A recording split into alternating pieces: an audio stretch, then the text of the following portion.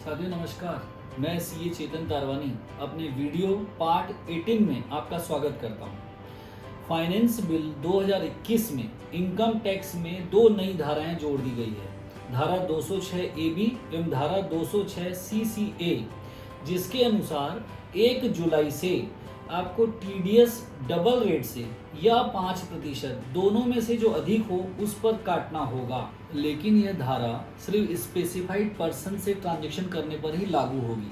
अर्थात यदि आप स्पेसिफाइड पर्सन को पेमेंट करते हैं और टीडीएस काटते हैं तो उस पर लागू होगी, या स्पेसिफाइड पर्सन से टीसीएस वसूल करते हैं तो उस पर लागू होगी। यहाँ स्पेसिफाइड पर्सन उन व्यक्तियों को कहा गया है जिनका पिछले 2 फाइनेंशियल ईयर में 50,000 या उससे ज़्यादा टीडीएस कटा हो या 50,000 या उससे ज़्यादा टीसीएस वसूला गया हो, और साथ ही साथ उन्होंने पिछले 2 फाइनेंशियल ईयर में इनकम टैक्स रिटर्न फाइल नहीं किया हो।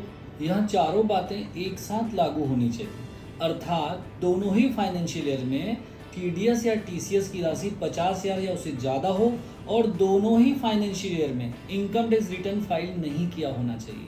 अर्थात किसी भी एक वर्ष में यदि टीडीएस या टीसीएस की राशि 50,000 से कम है या दोनों में से किसी एक वर्ष में भी इनकम टैक्स रिटर्न फाइल किया हो तो यह स्पेसिफाइड पर्सन नहीं कहलाएगा, और यदि वो स्पेसिफाइड पर्सन नहीं कहलाएगा तो ये धारा उस पर लागू नहीं होगी। यहाँ यह समझना भी बहुत ज़रूरी होगा कि 2 फाइनेंशियल ईयर कौन से कहलाएंगे।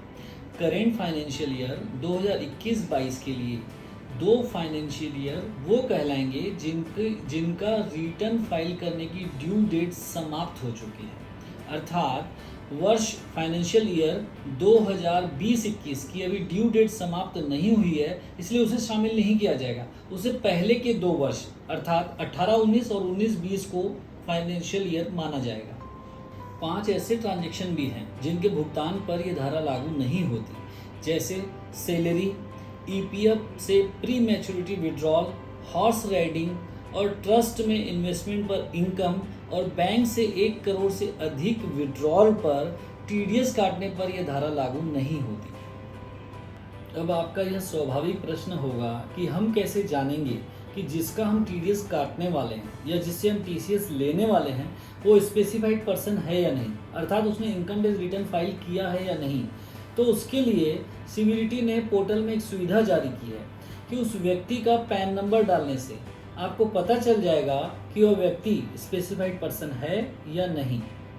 साथियों, इस सुविधा में आप एक एक व्यक्ति का पैन नंबर भी डाल सकते हैं या बहुत सारे पैन नंबर एक साथ भी डाल सकते हैं। उदाहरण के लिए यदि आपने 100 लोगों का पैन नंबर डाला, पोर्टल ने आपको बताया कि 80 लोग स्पेसिफाइड पर्सन नहीं हैं, तो वो 80 लोग इस वर्ष के लिए स्पेसिफाइड पर्सन नहीं कहलाएंगे। बाकी 20 लोग स्पेसिफाइड पर्सन हैं तो उनका आपको डबल रेट से टीडीएस काटना होगा या 5%, जो दोनों में अधिक हो। इन 20 लोगों को आप हर क्वार्टर में चेक कर सकते हो सकता है कि वो लोग रिटर्न फाइल किए और वो स्पेसिफाइड पर्सन से बाहर भी हो सकते हैं।